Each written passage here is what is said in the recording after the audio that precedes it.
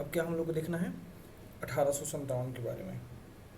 ठीक है, सबको पता है 1857 के बारे में, थोड़ी थोड़ी बातें तो सबको पता होगी ना।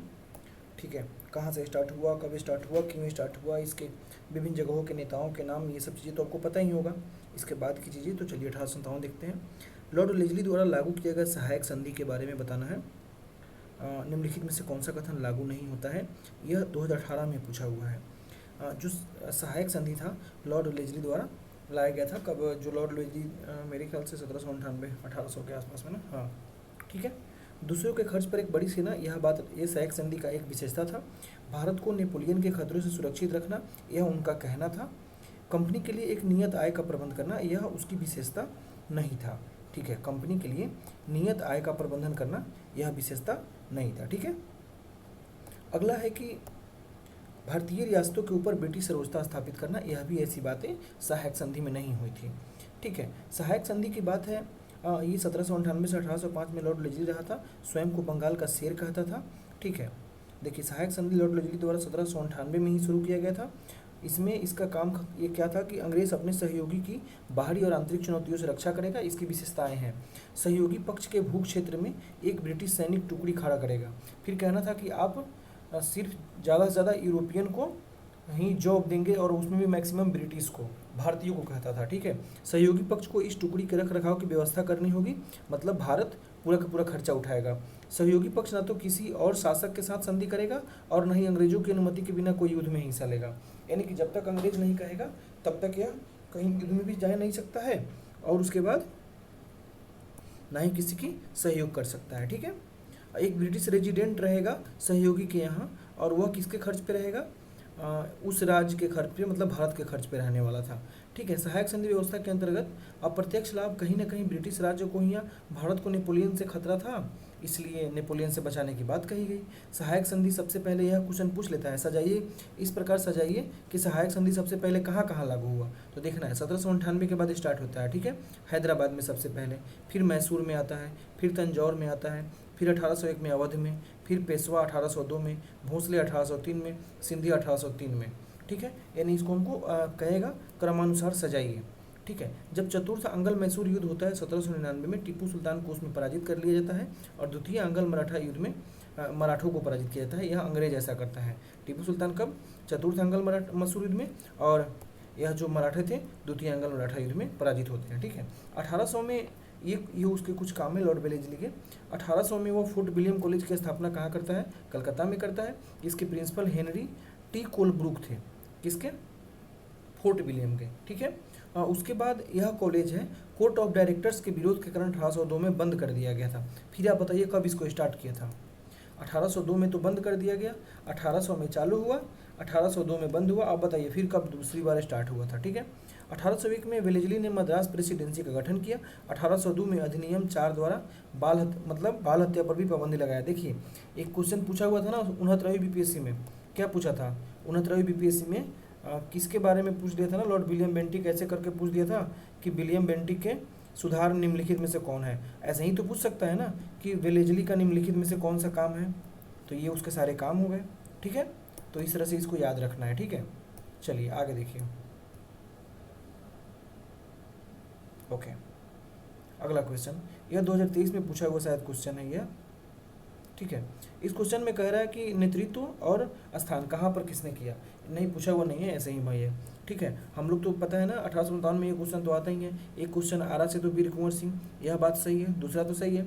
छोटा नागपुर से क्या नाना साहब थे, बताइए जल्दी, छोटा नागपुर से नाना साहब थे, नहीं थे ना, बिल्कुल भी नहीं थे। उत्तर प्रदेश से किसने किया था, शाहमल ने किया था, यह भी बात सही है। लेकिन अलग अलग जगह की बात करें तो लखनऊ से बेगम हजरत महल, ऐसे करके वो चीज़ें थी। ठीक है, देखिए कानपुर से पेशवा बाजीराव द्वितीय के उत्तराधिकारी नाना साहब।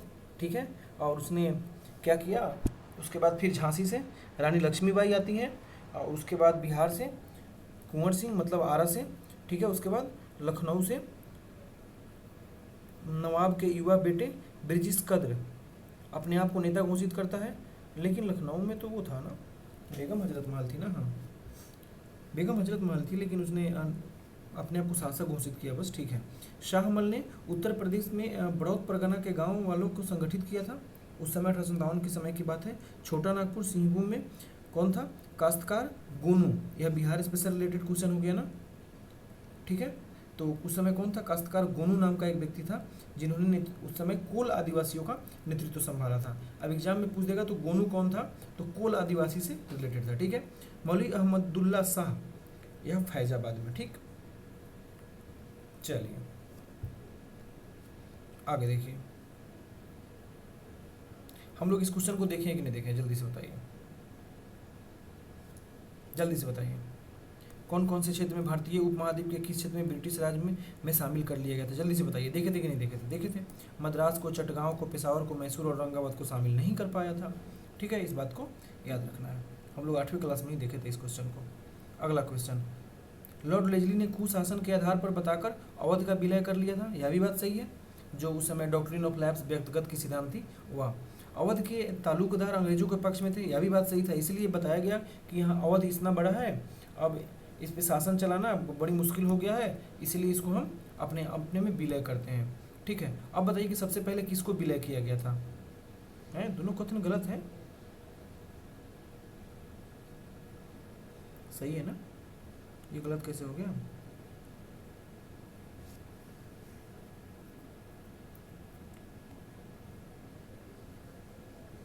सॉरी सॉरी सॉरी, यहाँ पर विलेजनी नहीं है ना, ये डलहौजी था, सॉरी भाई, ये डलहौजी होगा, ठीक है। डलहौजी ने ये काम किया था ना, ठीक है, इसलिए कथन गलत है। और अवध के जो तालुकदार थे अंग्रेज के पक्ष में नहीं थे, यह बात गलत है, ठीक। 1901 में अवध में सहायक संधि थोपी गई थी, ठीक है। 1801 में गवर्नर जनरल जो डलहौजी था अवध की रियासत के बारे में कहा कि ये गिलास एक दिन हमारे ही मुंह में आकर गिरेगा, इस कथन को याद रखना है। कौन सा कथन, ये गिलास, सॉरी क्या हो गया भाई, ये गिलास एक दिन हमारे ही मुंह में आकर गिरा था, किसने कहा था, लॉर्ड डलहौजी ने कहा था। किसके बारे में, अवध के बारे में कहा था। 5 साल बाद 1856 में इस रियासत को औपचारिक रूप से ब्रिटिश साम्राज्य का अंग घोषित कर दिया गया। 1856 में जो नवाब वजीद अली शाह को यह कहते हुए गद्दी से हटाकर कलकत्ता निष्कासित कर दिया गया कि वह अच्छी तरह शासन नहीं चला रहे हैं, यानी कुशासन की बात हो गई, ठीक है। अवध के अधिग्रहण के सिर्फ, जब अवध का अधिग्रहण हो गया तो जो नवाब थे सिर्फ उन्हें नहीं गद्दी नहीं छीनी थी, इसके इलाके के तालुकदारों को भी लाचार कर दिया गया था। यही कारण है कि तालुकदार जो है अंग्रेजों को हेल्प नहीं किए थे, ठीक है। ये सारी बातें हो गई, तो इसको आप देख लीजिए। बेगम हजरत मोहम्मद कहाँ से, अभी हम लोग देखी थे, कहाँ से, लखनऊ से, ठीक है। निम्नलिखित में से कौन सा क्षेत्र 1857 की क्रांति में शामिल नहीं हुआ, लखनऊ से तो थी हजरत मोहम्मद, पता ही है, ग्वालियर से भी थे, आजमगढ़ से भी थे, जयपुर से नहीं थे, ये लोग तो अंग्रेज को सपोर्ट करने वाले थे, ठीक है। चलिए अगला क्वेश्चन देखिए, क्या है कि निम्नलिखित क्षेत्र दिया गया है, दमनकर्ता कहाँ का कौन दमन किया। दिल्ली का किसने किया था, निकलसन ने, सही है। लखनऊ को किसने किया, हेनरी लॉरेंस ने। कानपुर को कैंपबेल ने। इलाहाबाद को कर्नल ऑनसेल ने, यह बात सही है। अब इसको आपको याद रखना है, इस टेबल को, सॉरी, इस टेबल को आपको याद रखना है, ठीक है मेरे भाई। एग्जाम में यह बात पूछेगा, दिल्ली से किसने किया, नेता का नाम था, जल्दी से, बहादुर शाह द्वितीय। मतलब विद्रोह को दबाया किसने, निकोलसन ने। लखनऊ से हजरत महल दबाया किसने, हेनरी लॉरेंस ने। कानपुर से नाना साहेब, फिर कोलिन कैंपबेल। इस तरह से इसको याद रखना है आपको, ठीक है। तो 1857 से रिलेटेड ऐसी क्वेश्चन हो गई। अब आप लोग लुसेंट को देखिए, घटना चक्र को देखिए और सारे क्वेश्चन करिए, ठीक। अगला क्वेश्चन है औपनिवेशिक शहर, यहाँ का नगरीकरण, नगर योजना के बारे में हम लोग थोड़ी सी देखते हैं जानकारी डिटेल में, ठीक है। यहाँ देखिए, मुगल काल में स्थापित कंपनियों के निम्नलिखित युग्मों पर विचार करना है और जगह और यूरोपीय कंपनी बताना है। क्या गोवा जो पणजी था, क्या वहाँ पर अंग्रेज था, नहीं, वहाँ पर तो शायद मेरे ख्याल से पुर्तगाली होना चाहिए, पुर्तगाली रहा होगा, पहला कथन गलत। पुदुचेरी सही है, फ्रांसीसी था वहाँ पे। मछलीपट्टनम सही है, डच था। मद्रास में पुर्तगाली नहीं थे, मद्रास में अंग्रेज थे, और उसके बाद पणजी में पुर्तगाल थे, ठीक है, इसलिए यह कथन गलत हो गया। चलो इसको देख लेना है, स्पीड टाइम याद कर लेना है, बीपीएससी में टाइम पीरियड भी पूछता है, कहाँ अंग्रेज ने सबसे पहले अपना स्थापना कंपनी का कहाँ किया, इस तरह से, ठीक। अगला कथन देखिए, सत्य कथन को चुनना है। अखिल भारतीय जनगणना का पहला प्रयास 1880 में किया गया था, यह बात सही है, यह बात सही है। किसके समय में किया गया था, जल्दी से बताओ, कमेंट कर लो। चलो 1881 के दशक की जनगणना नियमित व्यवस्था की गई, यह भी बात सही है, यानी दोनों के दोनों कथन क्या है, सही है। देखिए सॉरी, अखिल भारतीय जनगणना का पहला प्रयास 1872 में हुआ था, एक मिनट,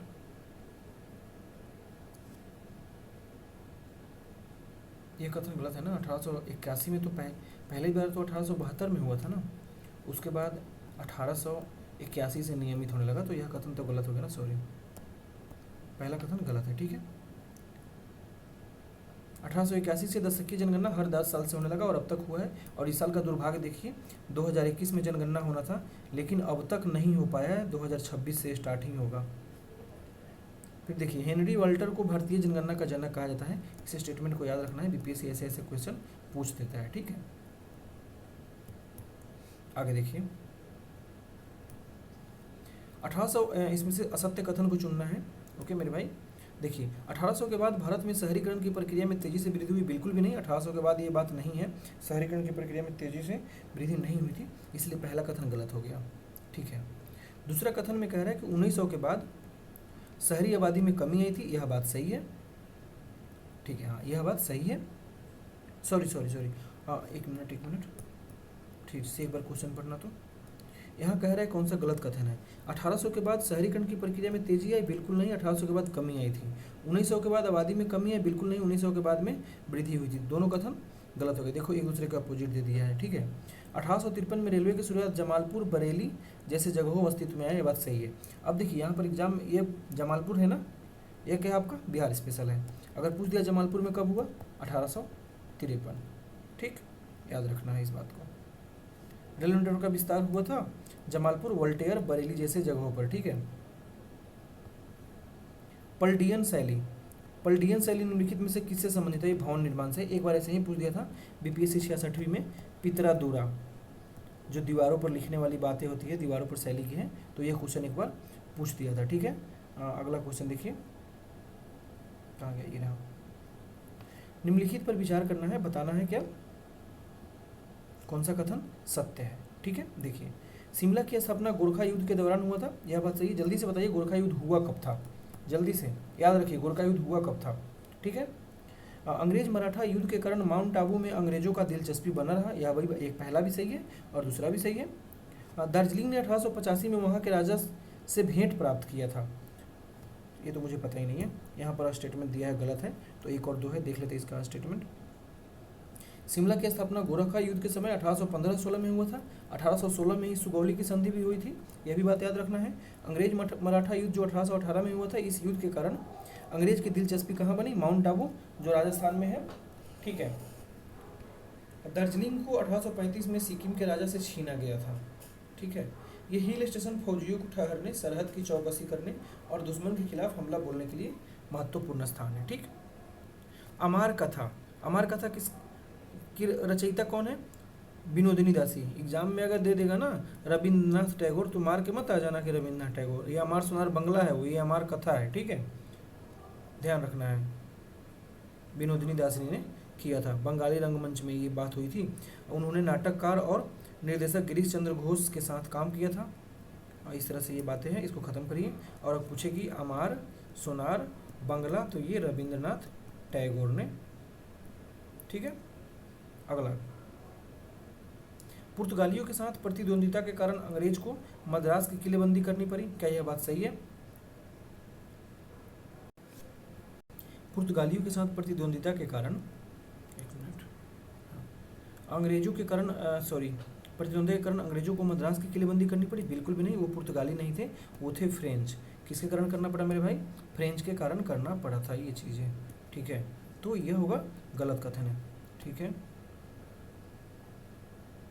अगला देखिए, ब्रिटिश कंपनी ने मद्रास में फोर्ट विलियम को नामक किला की स्थापना किया, बिल्कुल भी नहीं। कहाँ किया था, कोलकाता में किया था। ठीक है, इसलिए दोनों का दोनों कथन गलत हो गया। ठीक है, देखिए यहाँ पर देख लेते हैं, दोनों कथन गलत है, डी आंसर है। आगे देखिए, कंपनी ने इसको याद रखना है, कंपनी ने अपने व्यापारिक गतिविधियों का केंद्र सबसे पहले पश्चिमी तट पर सूरत में बनाया था। ध्यान रखना है, कहाँ पर, सूरत में बनाया था सबसे पहले। ठीक है, आगे यहाँ पर ये सब नहीं देखना है, यहाँ देख लेना है आपको, प्रतिद्वंदिता किसके, फ्रेंच के कारण, यह बात सही है। वहाँ पर उन्होंने मद्रास की किलेबंदी करवाया था फ्रेंच के प्रतिद्वंदिता के कारण। 1761 में फ्रांसीसी की हार के बाद मद्रास और सुरक्षित हो गया, किस युद्ध से खत्म हुआ, यह बात बताइए। यह युद्ध का नाम मैं मिस कर रहा हूँ, जल्दी से बताना कोई। वांडीवास, हाँ वांडीवास के युद्ध के समय में फ्रेंच की खत्म हो गई थी, और यह क्वेश्चन ऑलरेडी बीपीएससी में पूछ चुका है। फोर्ट सेंट जॉर्ज यह व्हाइट टाउन का एक सेंट्रल था, यूरोपीय यहाँ पर रहते थे और किले के भीतर रहने के कलर, इसका रंग धर्म वगैरह चीज़ें ये सब दिखी जाती थी। और जो फोर्ट विलियम था, यह इसकी स्थापना कोलकाता में किया गया था। ठीक है, अगला क्वेश्चन है, मुंबई में बना विक्टोरिया टर्मिनल्स के निर्माण में किस शैली का प्रयोग किया गया है? तो यहाँ नव गौथिक शैली का प्रयोग किया जाता है। यहाँ से ज़्यादा क्वेश्चन नहीं बनेगा आपको एग्जाम में, लेकिन एक दो बार पूछ चुका है ऑलरेडी। ठीक है, हाँ इसमें कुछ स्टेटमेंट है, उस पर विचार करना है और क्या बताना है कि कौन सा कथन सही है, यही बताना है। ठीक है, देखिए, वॉरेन हेस्टिंग्स प्रथम गवर्नर जनरल थे जिन्होंने भारत में ब्रिटिश ढांचे पर आधारित एक नियमित पुलिस बल स्थापित किया। बिल्कुल भी नहीं, वह वॉरेन हेस्टिंग्स नहीं था। रेगुलेटिंग एक्ट के समय में ही पुलिस वाली बातें आ गई थी। ठीक है, शायद देखते हैं अभी। नहीं, रेगुलेटिंग एक्ट नहीं, वॉरेन हेस्टिंग्स नहीं था। कौन था भाई? बट वो गलत है। रेगुलेटिंग एक्ट 1773 द्वारा कलकत्ता में उच्चतम न्यायालय स्थापित किया गया, यह भी बात सही है। रेगुलेटिंग एक्ट का तो यह बात है। फिर उसके बाद कहाँ लाया गया? बाद में आया कहाँ पर? दिल्ली में 1935 के लॉ से।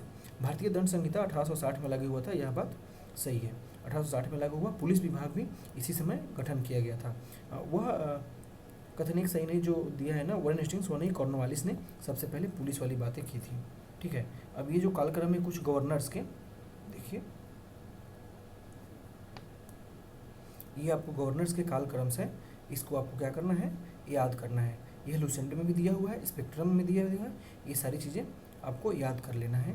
कुछ गवर्नर्स, यहाँ पर तो सिर्फ एक ही का दिया है क्या? कालक्रम दिया हुआ है कंपनी का, लेकिन आपको गवर्नर के बारे में ये चीज़ें याद रखनी है। निम्नलिखित में से अगला क्वेश्चन है, निम्नलिखित में से ब्रिटिश ने किसका सबसे पहले निर्माण किया था? किसका किया था? तो इसके लिए आपको सभी का ईयर याद होना चाहिए। ठीक है, तो याद हो गया। तो फोर्ट सेंट जॉर्ज था। ठीक है, फोर्ट सेंट जॉर्ज की स्थापना 1644 ईस्वी में की गई थी। कहाँ पर की गई थी? मद्रास में की गई थी, याद रखना है। ठीक, आगे जो फोर्ट विलियम कलकत्ता में था, चार्ल्स मेयर ने किया था, 1700 ईस्वी में किया था, ये भी याद रखना है। फोर्ट सेंट डेविड पूर्व ने मराठा संपत्ति जो था उसको मराठों ने यहाँ पर ईस्ट इंडिया कंपनी को बेच दिया था 1690 ईस्वी में। फोर्ट सेंट एंजेलो का निर्माण केरल में किया गया था, पुर्तगालियों द्वारा किया गया था। इससे पहले viceroy Don Francisco de Almeida द्वारा 1505 ईस्वी में किया गया था। ठीक है, चलिए अगला क्वेश्चन, बताना है कौन सा कथन सत्य है। लॉर्ड लेजली ने प्रशासकीय आदेश द्वारा नगर नियोजन के प्रयास की, क्या यह बात सही है? बिल्कुल सही है। लॉर्ड कमेटी का गठन नगर नियोजन के लिए किया गया था, यह भी बात सही है। एग्जाम में पूछता है कथन कि निम्नलिखित में से, निम्नलिखित को आप मिलान करिए कि कौन सा कमेटी किस चीज़ के लिए बनाया गया था। तो आपको यहाँ देख लेना है, कुछ ली कमीशन हो गया, कुछ पढ़ाई के लिए कमेटी हो गठन किया गया था, फिर कुछ अकाल के लिए किया गया था। इन सारी चीज़ों को आपको याद कर लेना है। ठीक है, वेलेस्ली ने क्या किया था ना मेरे भाई? वेलेस्ली ने 1803 ईस्वी में नगर नियोजन की आवश्यकता पर एक प्रशासकीय आदेश जारी किया था। वेलेस्ली की विदाई के बाद नगर नियोजन का काम सरकार की लॉटरी कमेटी 1870 ईस्वी में जारी रखा। लॉटरी कमेटी इसका नाम इसलिए रखा गया है क्योंकि नगर सुधार के लिए पैसों की व्यवस्था जनता के बीच से लॉटरी बेचकर की जाती थी। लॉटरी मतलब क्या हुआ कि मतलब शहर के विकास के लिए पैसे की व्यवस्था करना अभी भी केवल सरकार की ही नहीं बल्कि संवेदनशील नागरिकों की जिम्मेदारी माना जाता था। ठीक है, अब आती है बारी महात्मा गांधी का। हम लोग इधर चूँकि 1900 बंगाल वगैरह के बारे में तो देख चुके हैं ना 8वीं क्लास में, तो यहाँ पर इनका स्टार्ट होता है अब इन भाई साहब का 1930 के आसपास से। ठीक है, देखते हैं 2 मिनट बस। गांधी जी से क्या पूछ रहा है? गांधी जी अफ्रीका से जब लौटते हैं तो पहला प्रयास चंपारण में होता है, यह बिहार स्पेशल है, इंपॉर्टेंट है, 1917 में हुआ था। ठीक है, उसके बाद दांडी में है क्या? दांडी में 1930 के आसपास हुआ था। उसके बाद बरदोली में है क्या? बरदोली में 1918 के आसपास हुआ था। चौरी चौरा में है क्या? ये चौरी चौरा में शायद 1923 के आसपास हुआ था। ठीक है, इस तरह से आपको टाइम पीरियड याद रखना है। ठीक है, तो चंपारण सत्याग्रह के बारे में कौन नहीं जानता है? सबको पता है। यहाँ से आप लोग केबीसी नैनो में एक दिया होगा गांधी की लाठी। ठीक है, तो उसके बारे में भी पढ़ लीजिएगा।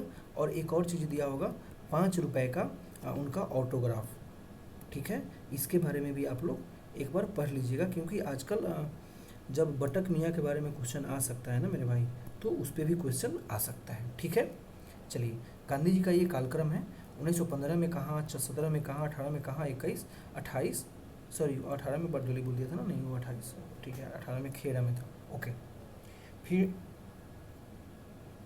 फिर 30 में सविनय अवज्ञा, 31 में गांधी इरविन, फिर 35 में गवर्नमेंट ऑफ इंडिया समिति में उसका उनका कुछ बातें कही गई थी। फिर 1939 में मंत्रिमंडल का त्यागपत्र होता है। फिर 42 में भारत छोड़ो आता है।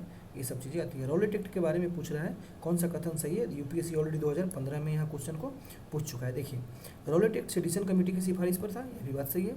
रॉलेट एक्ट में गांधी जी ने होम रूल लीग का उपयोग करने का प्रयास किया, यह भी बात सही है। होम रूल लीग जो 1920 के आसपास ना, होम रूल लीग कब है, 1916 ना भाई, हाँ होम रूल लीग 1916 के आसपास, ठीक है। तो पहला दूसरा कथन सही हुआ। तीसरा देखिए, साइमन कमीशन के आगमन के विरुद्ध हुए प्रदर्शन रॉलेट एक्ट सत्याग्रह के साथ हुआ, बिल्कुल भी नहीं। साइमन कमीशन देखो 1927 में आया था, और ये जो रॉलेट एक्ट हुआ था हमारा 1919 में हुआ था, इसलिए कथन गलत है। यह बात सबको सही है, सबको पता है रॉलेट एक्ट क्या है, साइमन कमीशन क्यों आया था, यह बात सही है ना मेरे भाई। देख लिया जाए क्या, ठीक है देख लीजिए। अब मोतीलाल नेहरू ने क्या कहा था, यह जो है बिना अपील और बिना दलील का कानून है। महात्मा गांधी ने इसका विरोध किया था और सत्याग्रह सभा लाया था। गांधी जी की प्रथम अखिल भारतीय जो हड़ताल था वह रॉलेट एक्ट के विरोध में था। ऐसा नहीं कि चंपारण वाले मार के आ जाइएगा आंदोलन में, ठीक है। जो चंपारण एक क्षेत्रीय लेवल पे था, समझे, और यह जो था ऑल इंडिया लेवल पे था। कौन, रॉलेट एक्ट से रिलेटेड सॉरी। साइमन कमीशन 1927 में आया था, 1928-29 वाले जो भी कह लीजिए। एनी बेसेंट, सुरेंद्र नाथ मुखर्जी, तेज बहादुर सप्रू गांधी जी के सत्याग्रह के हिस्सा भी रहे थे उस समय। तो ये वही सारी बातें हैं, ठीक है। अगला क्वेश्चन है, इसको देख लीजिएगा, वहीं रॉलेट एक्ट से रिलेटेड है, क्या है नहीं है जो भी, ठीक। अगला क्वेश्चन है, निम्नलिखित कथन पर विचार करें और बताएं कि कौन सा कथन सही है। 1919 के खिलाफत आंदोलन को नेतृत्व मोहम्मद अली शौकत अली ने दिया था। देखिए, खिलाफत इसी को बोलते हैं अली बंधु, यह बात सही है। कांग्रेस ने इस आंदोलन को समर्थन किया था, यह भी बात सही है। खिलाफत आंदोलन 1919-20 में क्यों, पता है आपको, ब्रिटेन द्वारा सेवरे की संधि के समय जो हुआ था, तो वहाँ पर जो तुर्की के खलीफा थे, तुर्की के खलीफा को उनके पद से पदच्युत कर दिया गया, ऐसी सारी बातें हो रही थी, ठीक है। तो वहीं था वह। उसके बाद खलीफा के पास कोई शक्ति नहीं रह गया, कांग्रेस ने और गांधी जी ने सोचा कि क्यों ना मुसलमानों का साथ ले लिया जाए, ठीक है। और मुसलमानों का साथ लेने के लिए उन्होंने ऐसा कदम उठाया था, ठीक है। चलिए, इसमें बताना है कौन सा कथन सही है। गांधी जी ने साइमन कमीशन के विरोध में आंदोलन शुरू किया था, नहीं किया था, बिल्कुल उस समय नहीं किया था। साइमन कमीशन का सिर्फ विरोध किया गया था, उसके लिए कोई मूवमेंट नहीं हुआ था। 1929 में कांग्रेस के लाहौर अधिवेशन में स्वशासन को लक्ष्य बनाया गया था, क्या यह बात सही है, जल्दी से बताइए। स्वशासन या Swaraj, what is the difference between स्वशासन एंड स्वराज।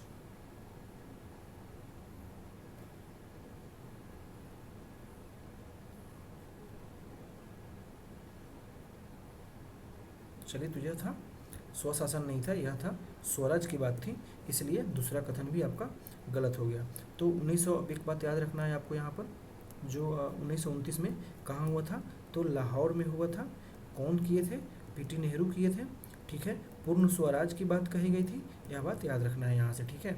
और साइमन कमीशन देख लिए। अब इससे पहले आपको एक चीज़ें क्या पढ़ना है, नेहरू कमेटी, नोट करिए इसको, Nehru report, sorry Nehru report. Nehru report से पहले आपके पास क्या आएगी, गया का अधिवेशन, ठीक है। कांग्रेस का गया का अधिवेशन, जिसकी अध्यक्षता किसने किया था, क्या ये बात पता है आप लोगों को, क्या इसकी अध्यक्षता किसने किया था, सी आर दास ने। किसने किया था, सी आर दास ने किया था, ठीक है। ये बातें आपको याद रखना है। वहीं से स्वराज दल की स्थापना होती है। परिवर्तनवादी और अपरिवर्तनवादी गुट।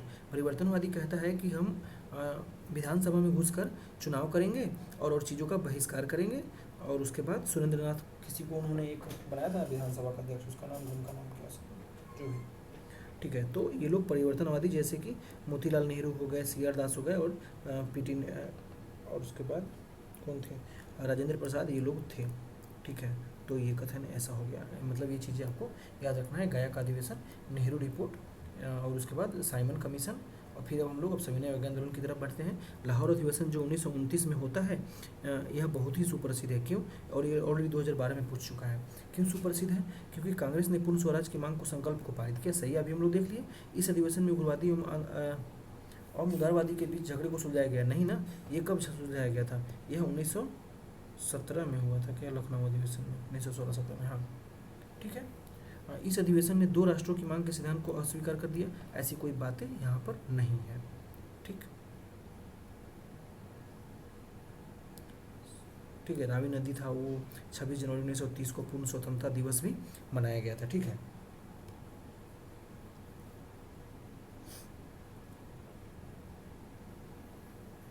देखिए तो ये लाहौर अधिवेशन से रिलेटेड था।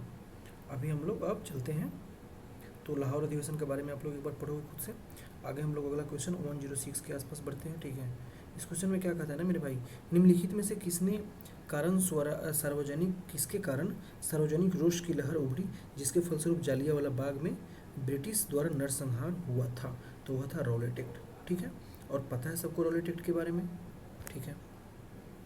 अब पूछेगा इस एक्ट को किसने पारित किया, किसने किया था? इंपीरियल लेजिस्लेटिव काउंसिल ने इसको पारित किया था, ठीक है। A bunch of old letters या पुराने पत्रों का पुलिंदा नामक पत्र का संकलन किसने किया था? तो जवाहरलाल नेहरू ने। ये भी बात आपको याद रखना है, ऐसे ऐसे क्वेश्चन तो बीपीएससी में बहुत सारे आते हैं, ठीक है। जब रॉलेट एक्ट पारित हुआ था उस समय भारत का वायसराय कौन था? याद करिए, रॉलेट एक्ट 1919 में, रॉलेट एक्ट 1919 में। फिर 1919 के में कौन था? मॉन्टेग्यू चेम्सफोर्ड, याद आ गया, तो चेम्सफोर्ड थे। कौन थे? चेम्सफोर्ड थे, इसको याद रखना है।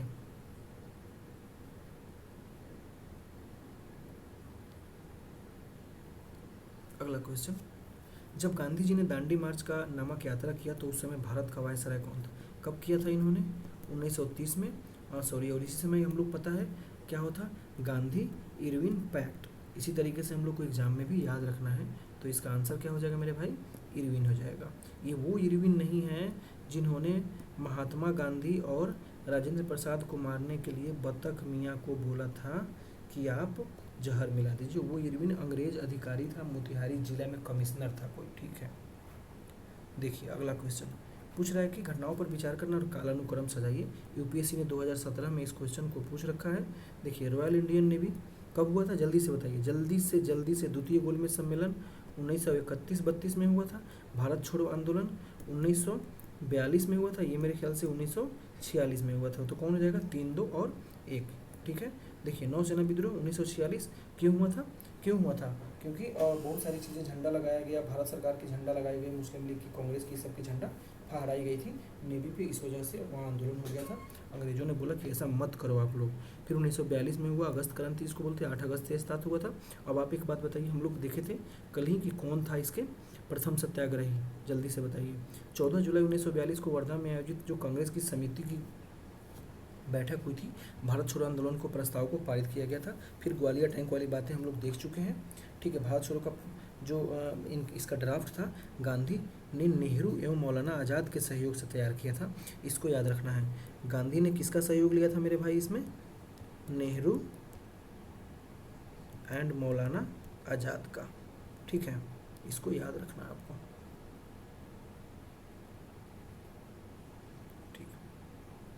इसके बारे में बहुत ही डिटेल्स में है, जैसे कि 8 अगस्त 1942 को ग्वालियर टैंक वाली बातें हो गई, अरुणा असफ अली ने यहाँ पर झंडा फहराया था, ये बात याद रखना है। एक बार एक क्वेश्चन पूछा हुआ था कि कोई विंस्टार्ट वाला या फिर स्टुअर्ट में कहाँ पर जर्मनी का कोई जगह है ना जहाँ पर झंडा फहराया गया था, तिरंगा झंडा, तो ये भी क्वेश्चन पूछ सकता है।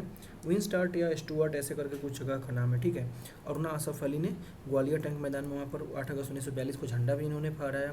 फिर भारत छोड़ो आंदोलन की शुरुआत का जो प्रस्ताव वर्धा में 14 जुलाई 1942 को रखा गया था, डेट ये देख लीजिए, ठीक है। फिर भारत छोड़ो आंदोलन 9 अगस्त 1942 को बम्बई में प्रारंभ हुआ। 9 अगस्त 1942 से स्टार्ट होता है भारत छोड़ो आंदोलन, और गांधी ने करो या मरो का नारा भी दिया उस समय। फिर ठीक है, भारत छोड़ो आंदोलन के समय लिनलिथगो वायसराय था, इस बात को आपको याद रखना है। कौन वायसराय था? लॉर्ड लिनलिथगो, ठीक है। फिर गोलमेज सम्मेलन की बात आती है, पहला होता है 12 नवंबर 1930 से लेकर 13 जनवरी 1931 तक, लंदन के कोर्ट जेम्स पैलेस में होता है। प्रथम गोलमेज सम्मेलन आयोजित किया गया, इसमें पहली बार ब्रिटिश शासक द्वारा भारतीयों को बराबरी दी गई। गोलमेज का मतलब हो गया, ये रहा आपका गोलमेज, ठीक है। अब यहाँ पर आप बैठ जाओ, यहाँ पर मैं, यहाँ पर फिर आप, फिर यहाँ पर, फिर इस तरह, तो सब तो एक ही राउंड में ना, किसको पहले नंबर पे समझेंगे, इस वजह से, ठीक है। चलिए, कांग्रेस ने क्या किया था? गोलमेज सम्मेलन में भाग नहीं लिया था। प्रथम गोलमेज सम्मेलन में कांग्रेस ने भाग नहीं लिया था, दूसरी में लिया था। इस सम्मेलन का उद्घाटन जो किया था उस ब्रिटेन का जो सम्राट था जॉर्ज पंचम ने, उसने किया था, और अध्यक्षता किसने किया था? रैमजे मैकडोनल्ड ने किया था। इस समय इरविन जो था भारत का वायसराय हुआ करता था। सम्मेलन में भाग किसने लिया था? तेज बहादुर सप्रू, ठीक है, श्रीनिवास शास्त्री, मोहम्मद जिन्ना, मोहम्मद शफी, ठीक है, मोहम्मद अली और अंबेडकर। आगे चलकर ना यही जो मोहम्मद शफी है ना, यहाँ पर दो मुस्लिम लीग के दो भाग हो जाते हैं, एक शफी गुट और एक जीना गुट। उसके बारे में उतना डिटेल नहीं देखना है, ठीक है। आगे देखिए, द्वितीय गोलमेज सम्मेलन 7 सितंबर से 1931 से लेकर 1 दिसंबर 1931 तक होता है। गांधी यूनियन समझौता होती है। कहा जाता है कि क्या चीज़ें खत्म करना है, जैसे गांधी जी कहते हैं कि जो आपने जिन लोगों को पकड़ा है उसी समय ना भगत सिंह और सुखदेव राजगुरु जो जेल में थे, फिर कहा जाता है कि आपने जिन लोगों को पकड़ा है उन लोगों को बिना शर्त का वापस करिए, लेकिन इरविन कहते हैं नहीं।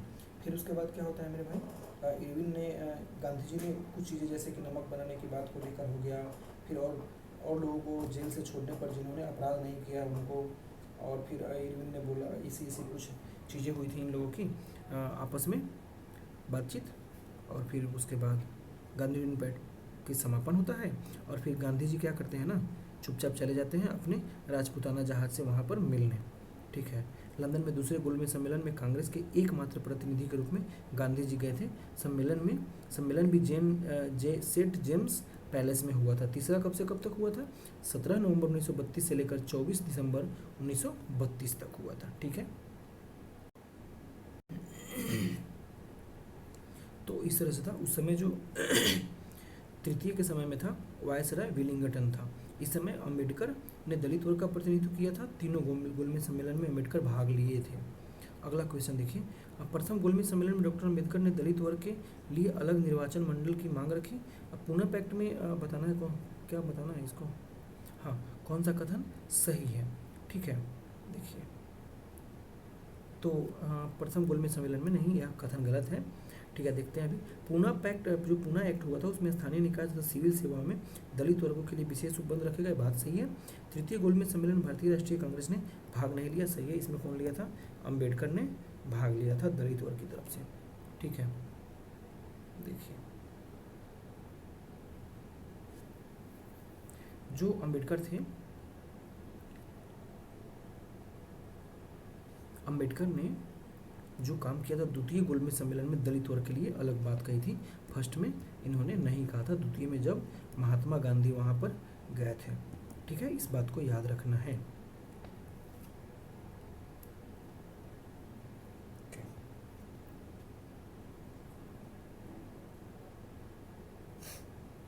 आगे देखना है, विभाजन वाली बात आती है। अब हम लोग जो कुछ चीज़ें विभाजित होती है ना इनके, लखनऊ समझौता वगैरह वाली बात।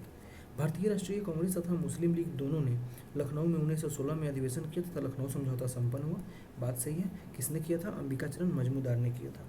इस समझौते में क्या हुआ था? कांग्रेस ने पृथक चुनाव क्षेत्र को स्वीकृति दी, यह भी बात सही है। अब लखनऊ समझौता के बारे में यहाँ ही रही है, जो हम लोग देख लिए, युवा पार्टी नियंत्रित करती थी, ठीक है।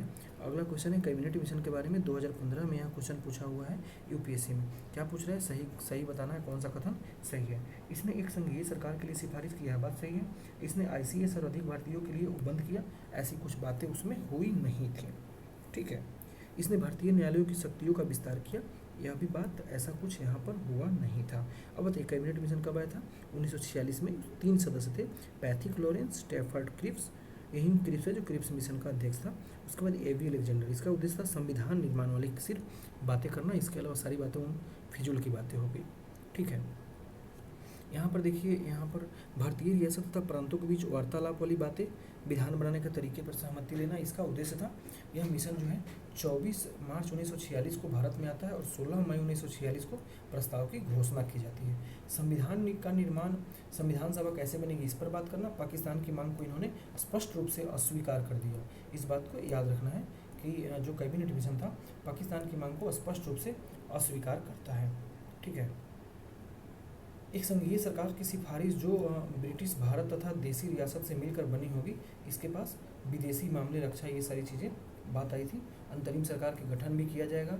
फिर यहाँ पर 3 ग्रुप बनाया गया, एक ए, एक बी और एक सी। ए में किसको रखा गया? मद्रास, मध्य प्रांत, उत्तर प्रदेश, बिहार, बॉम्बे और उड़ीसा को। बी में किसको रखा गया? पंजाब, सिंध, उत्तर पश्चिमी प्रांत को, सीमांत प्रांत को। देखो पंजाब, सिंध, ठीक है, और उत्तर पश्चिमी का यहाँ वाला ये सारी यही वाली रीजन को रखा गया था, ठीक है, इसको याद रखना है। सॉरी पंजाब यहाँ नहीं आएगा ना, यहाँ है ना, इसको रखा गया, ठीक। चलिए, और उसके बाद ग्रुप सी में बंगाल और असम थे। असम का सिलचर या सिलहट या सिलचर वाली जगह था, वहाँ पर कहा गया था कि जनमत संग्रह कराकर बताया जाए, पता किया जाएगा कि कौन किसके यहाँ रहेगा, ठीक है। उसके बाद हुआ कि जो विधानसभा को अनुपातिक प्रतिनिधित्व, जो आज हम लोग राज्यसभा या फिर विधान परिषद में बातें करते हैं ना, अनुपातिक प्रतिनिधित्व, उस आधार पर एक घटक विधानसभा चुनाव करना था, जिसमें तीनों समूह होंगे। मतदान कैसे होगा? सामान्य तरीके से होगा, मुस्लिम का अलग अलग और सिख वाली सांप्रदायिक वाली जो बात थी। संविधान सभा में 389 सदस्य होंगे, 389, यह कैबिनेट मिशन का कहना था, जिसमें प्रांतीय विधानसभा 292, मुख्य आयुक्त 4 प्रांत जो 4 भेजे जाएंगे और रियासत 93 भेजे जाएंगे। समूह ए, बी और सी के सदस्यों को प्रांतों के लिए संविधान तय करने के लिए संविधान सभा में अलग बैठना था, और यदि संभव हो तो समूहों के लिए भी अलग बैठने की बात, ये जो बकवास की बात है, सोचना ही नहीं है, ठीक है। ये भी नहीं सोचना है, ये भी नहीं सोचना है, यहाँ पर ये भी बात नहीं सोचना है। यहाँ पर एक बार देख लीजिए, मार्च 1946 की बात है, जो ब्रिटिश मंत्रिमंडल ने लीग की मांग का अध्ययन करने स्वतंत्र भारत के लिए एक उचित राजनीतिक रूपरेखा सुलझाने के लिए 3 सदस्यीय प्रतिनिधिमंडल दिल्ली भेजा था, ठीक है। इसको पढ़ लीजिएगा एक बार, फिर ज़्यादा चीज़ें समझ में आ जाएगी, ठीक। चलिए, अब हम लोग देखते हैं 1937 में प्रांतीय चुनाव की बात करते हैं। इसमें क्या पूछ रहा है, कौन सा कथन सही है? देखिए, मुसलमानों के लिए आरक्षित क्षेत्रों में कांग्रेस का प्रदर्शन अच्छा रहा। मुसलमान के लिए आरक्षित क्षेत्र में कांग्रेस का प्रदर्शन कैसे अच्छा हो जाएगा? लॉजिक लगाओ, पहले ही गलत हो गया, ये भी गलत, ये भी गलत, अब यहाँ पर 2 बच गया, तो यहाँ पर 50-50% वाली बात आ गई, या तो ये सही होगा या फिर ये सही होगा। और इसके बाद भी अगर आपका आंसर नहीं आता है निकल कर, तो आपको दोनों में से कोई एक मार्कर आना है वहाँ, ठीक है। चलिए, कांग्रेस ने 11 में से 5 प्रांत में अपना पूर्ण बहुमत प्राप्त किया, बात सही है। कांग्रेस ने लेकिन 7 में बनाया सरकार, यह भी बात सही है, 2 में गठबंधन करके। उत्तर पश्चिमी सीमा प्रांत की सभी सीटों पर मुस्लिम लीग जीती, ऐसा नहीं है, सभी सीटों पर कैसे जीत जाएगी भाई? तो ये बातें हैं वोट वाली, मन करे पढ़ लेना, वरना एग्जाम में नहीं आएगा।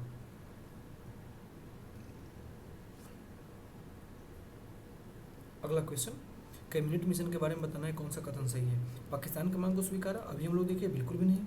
इसने एक ढीले ढाले त्रिस्तरीय महासंघ का चुनाव दिया, सुझाव दिया, यह बात सही है। अभी त्रिस्तरीय देखे ना, ABC वगैरह करके, प्रांतों को केवल विदेश रक्षा संचार की जिम्मेदारी तक सीमित करने की बात कही। प्रांत विदेश रक्षा कैसे कर सकता है? ये तो सेंटर की बात होगी ना, ठीक है, सही है, बी होगा। इसे लीग की मांग का अध्ययन करने और डोमिनियन भारत के लिए उचित रूपरेखा सुझाव देने के लिए भेजा गया था, नहीं, सिर्फ इनको कॉन्स्टिट्यूशन कैसे चीज़ें वहाँ पर लागू हो सके, इसको लेकर भेजा गया था।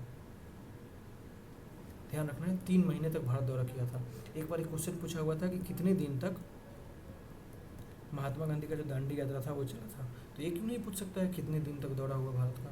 बिल्कुल पूछ सकता है ना, और कितना है भाई। देखिए, अगला चैप्टर है संविधान निर्माण को लेकर। संविधान सभा के सदस्य का चुनाव सार्वभौमिक मताधिकार के आधार पर हुआ था, क्या यह बात सही है? बिल्कुल भी नहीं, अनुपातिक प्रतिनिधि से हुआ था, सार्वभौमिक मताधिकार पर नहीं हुआ था, ठीक है। मुस्लिम लीग ने संविधान सभा का बहिष्कार किया, बिल्कुल सही है, ठीक है। उनके बाद प्रांतीय सांसदों ने संविधान सभा के सदस्य चुने थे, ठीक है, वो वाली बात हो गई। फिर आगे है, क्या बताना है कि कौन सा युग सही है? राजेंद्र प्रसाद संविधान सभा के अध्यक्ष थे, बिल्कुल बात सही है। अम्बेडकर प्रारूप समिति के अध्यक्ष थे, यह भी बात सही है। BN राव संविधान के मुख्य योजनाकार कौन थे भाई? बताओ जल्दी, मुझे नहीं पता, देख लीजिएगा, ये दोनों सही है, ये दोनों गलत है। BN राव क्या था और SN मुखर्जी क्या थे, ये बात देख लीजिएगा। और संविधान के मुख्य योजनाकार कौन थे, ये भी देख लीजिएगा। संवैधानिक सलाहकार कौन था, यह भी देख लीजिएगा, ठीक है। अगला क्वेश्चन, 13 दिसंबर 1946 को उद्देश्य प्रस्ताव में भारत की स्थिति क्या थी? देखिए, पंथ निरपेक्ष लोकतंत्रात्मक गणराज्य, ये कहाँ आए थे? 42वें संविधान संशोधन से, तो यह गलत हो गया। समाजवादी 42वें से आया था। उसके बाद यह जो गणराज्य वाली बात आ गई, लोकतंत्रात्मक गणराज्य, ये चीज़ें कहाँ आई थी? 42वें में, तीनों गलत, सही हो गया, ठीक। अगला क्वेश्चन में कुछ कथन दिया है, उस पर विचार करना है, क्यों करूँ भाई विचार, इतनी हिम्मत मेरे से विचार करवाओगे। इसमें से असत्य कथन को चुनना है, ठीक है। देखिए 1909 में कार्यपालिका को आंशिक रूप से प्रांतीय विधायिका के प्रति उत्तरदायी बना दिया गया, ऐसा कोई बात नहीं था। प्रांतीय विधायिका के प्रति हमें उत्तरदायी बनाना है, ठीक है, ऐसा कुछ था ही नहीं। 1935 में जो कार्यपालिका को पूर्णतः विधायिका के प्रति उत्तरदायी बना दिया गया, यह बात सही है, 100% विधायिका के प्रति उत्तरदायी बना दिया गया 1935 में। लेकिन ध्यान रखना है, जनरली जब ये पूर्णतः वाली बात आती है ना, एब्सोल्यूट एकदम एक्सट्रीम्स वर्ड, तो वह स्टेटमेंट जनरली गलत हो जाता है, ठीक है। तो यहाँ पर गलत को चुनना है, तो केवल एक गलत है, लेकिन यहाँ पर सही है सॉरी। 1919 में आंशिक रूप से उत्तरदायी बनाया गया 1900, लेकिन ऑप्शन में दिया है 1909, इसलिए यह कथन क्या हो जाएगा, गलत हो जाएगा, ठीक है। यह बात आप देख ही लिए। मॉन्टेग्यू चेम्सफोर्ड किस चीज़ के लिए था, मॉन्टेग्यू चेम्सफोर्ड 1919 को नियम पे था, यह बात सही है। अब आपका काम है 1919 के एक्ट्स का वो चीज़ें, इंपॉर्टेंट चीज़ें देख लेना, इसका फीचर्स क्या था, ठीक हो गया क्या, बस हुआ। आर्ट एंड कल्चर नहीं पढ़ना, यहाँ काफ़ी डेप्थ में देना है, यहाँ से सिर्फ हमें मॉडर्न देखना था। और बात रही एंशियंट का, बात रहा एंशियंट एंड मेडिएवल का, ठीक है, तो उसको हमको सिर्फ और सिर्फ लुसेंट एंड घटना चक्र से आप लोग स्पीड में करिएगा। तो आज मॉडर्न यहाँ पर एक 8th क्लास से और एक 12th क्लास से ये चीज़ें कंप्लीट होती है मॉडर्न इंडिया के, ठीक है। अब हमारे पास क्या बचता है, अब हमारे पास बचता है एक ज्योग्राफी, मेरे ख्याल से इसमें मुझे 4 आवर्स देने पड़ेंगे, ठीक है। इसके बाद बचता है इकोनॉमी में बहुत ज़्यादा टाइम नहीं देना है, बस थोड़ा बहुत कंसेप्ट समझ लेना है, इन्फ्लेशन को लेकर, पब्लिक फाइनेंस को लेकर, banking and money and banking को लेकर, ये सब बातें यहाँ पर थोड़ा समझ लेना है, ठीक है। उसके बाद पॉवर्टी को लेकर, फिर उसके बाद समृद्धि वगैरह के बारे में यहाँ पर समझना है, और बाकी चीज़ें हम जो करेंगे ना वो बजट और सर्वे से करेंगे, ठीक है। तो यहाँ ज्योग्राफी और इकोनॉमी हमारा पूरा बच गया है, और बचा अब बिहार का ज्योग्राफी बचा हुआ है, कंप्लीट हो गया आपका पॉलिटी, फिर और कंप्लीट हुआ आपका बायोलॉजी, फिर कंप्लीट हुआ आपका फिजिक्स। केमिस्ट्री को खुद से करना है, क्योंकि खाली याद करना है, हम इम्पोर्टेंट चैप्टर ही सिर्फ बताएंगे, ठीक है। इस तरह से सिलेबस कंप्लीट हुआ। अब आप लोग ना जो PCS यात्रा का जो होता रहता है वहाँ पर टेस्ट ना, तो इस टेस्ट को आप लोगों को वहाँ पर हमेशा देना चाहिए मेरे ख्याल से, ठीक। चलिए फिर मिलते हैं अगले वीडियो में, thank you, all the best.